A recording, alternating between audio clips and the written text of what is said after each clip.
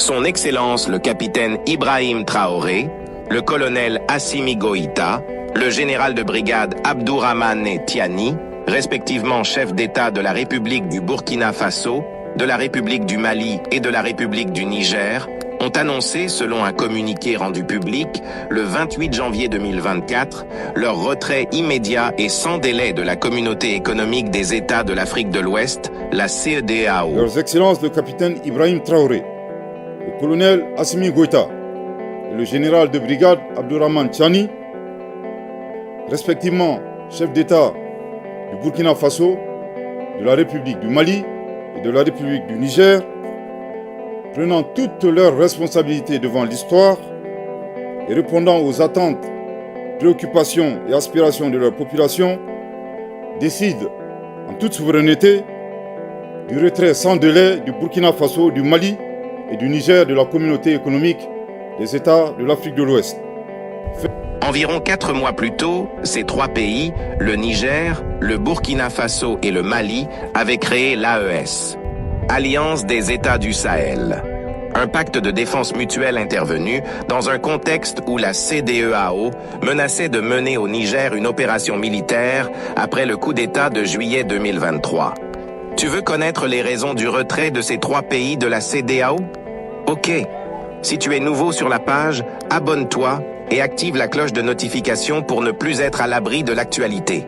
Alors, voici les raisons du retrait du Burkina Faso, du Mali et du Niger de la CEDEAO. Depuis plus d'une dizaine d'années, ces 3 pays frontaliers font face à une grave crise humanitaire. Alors, dans le souci de lutter contre ce fléau qu'est le terrorisme, ces peuples ont décidé de prendre leur destin en main et de lutter pour leur souveraineté. L'AES est un espace qui est aujourd'hui victime de terrorisme barbare, violent.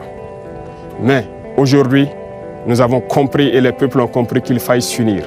Et nous invitons tous les autres Africains, tous ces peuples brimés, à pouvoir s'unir pour faire face à l'adversité.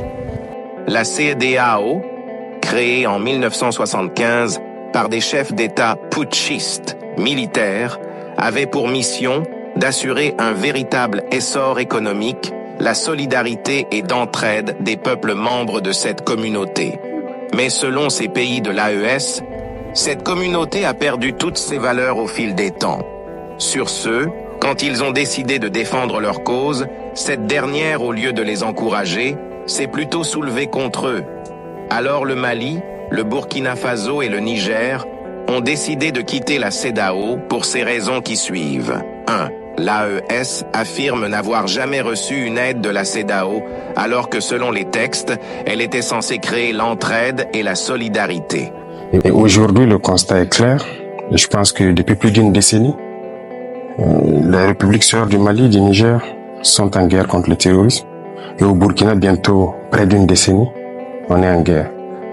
Cette organisation qui était censée donc créer l'entraide, la solidarité, nous n'avons jamais reçu d'aide venant de cette organisation. Aucun soldat, aucune logistique, aucune compassion. 2. La CEDEAO ne respecte plus ses propres textes et les idéaux des pères fondateurs sur l'économie, la solidarité et l'entraide. Oui, le panafricanisme. 3. Les lourdes sanctions illégales, illégitimes et inhumaines infligées au Mali lors de son coup d'État de mai 2021.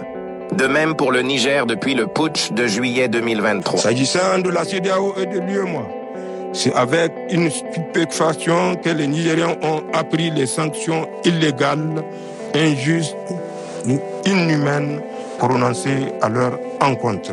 4.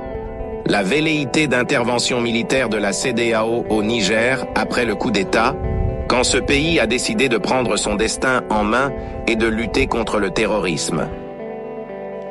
Lorsque le 26 juillet, le Niger a décidé de prendre son destin en main, nous étions surpris de voir la CEDEAO apparaître de je ne sais où avec une force en attente. Où était cette force? Lorsque des milliers et des milliers de Nigériens étaient tués par les terroristes, où était cette force lorsque des milliers de Maliens et de Burkinabés mouraient sous les balles des terroristes? Ils ont dit que par la force, ils allaient déloger donc les vaillants fils du Niger qui ont pris le destin en main du pays. Voici les raisons qui ont poussé le Burkina Faso, le Mali et le Niger, de Ibrahim Traoré, Assimi Goïta et de Tiani, à annoncer leur retrait immédiat de la CEDEAO. Jeune panafricaniste, abonne-toi et aime la vidéo. N'oublie pas de laisser un mot d'encouragement pour nos jeunes présidents visionnaires de l'Afrique. Vive Ibrahim Traoré, vive Assimi Goïta, vive Tiani.